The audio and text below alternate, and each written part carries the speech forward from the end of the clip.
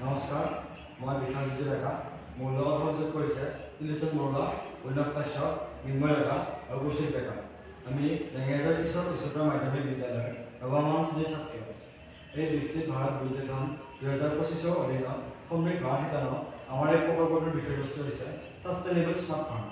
বানপানীৰ দৰে প্ৰকল্পৰ সময়ত যে আমি আধুনিক প্ৰযুক্তিবিদ্যাৰ সহায়ত কৃষি পদ্ধতি অব্যাহত ৰাখিব পাৰোঁ, তাক উপস্থাপন কৰাটোৱে হৈছে আমাৰ এই প্ৰকল্পটোৰ মূল উদ্দেশ্য। আমাৰ পৰিৱেশৰ এটা ডাঙৰ সমস্যা হৈছে বানপানীৰ সমস্যা। এই সময়ছোৱাত বিজুলী বাতি, যাতায়াত ব্যৱস্থাকে ধৰি খাদ্য সংকটলৈকে বিভিন্ন সমস্যাৰ সৃষ্টি হয়। এই সময়ত মানুহৰ জীৱন ব্যাহত হয়। এই সময়ছোৱাত মানুহে এই সমস্যাসমূহৰ সৈতে যুঁজি জীৱন নিৰ্বাহ কৰিবলগীয়া হয়। বানপানীৰ সময়ত এটা প্ৰধান সমস্যা হৈছে খাদ্য শস্যৰ সমস্যা।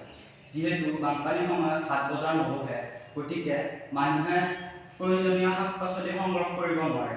এই সময়ত মানুহে ঘৰৰ ছাদত গ্ৰীণ হাউচৰ ব্যৱস্থাৰ জৰিয়তে প্ৰয়োজনীয় শাক পাচলি সংগ্ৰহ কৰিব পাৰে।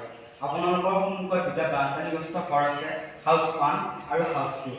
আপোনালোকে দেখিছে হাউচ 2ৰ ছাদখন খালী আছে।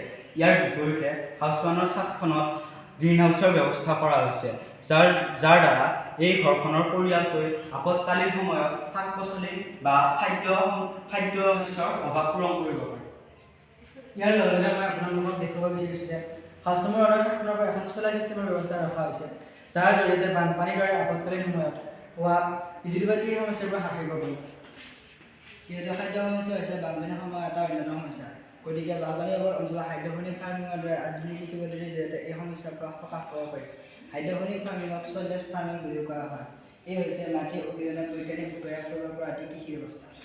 গতিকে আহক আমি এই উন্নত প্ৰযুক্তিবিদ্যা ব্যৱহাৰ কৰি বানপানীৰ দৰে দুৰ্যোগৰ সময়ত কৃষি বাতিৰ ক্ষেত্ৰত উপকৃত হওঁ।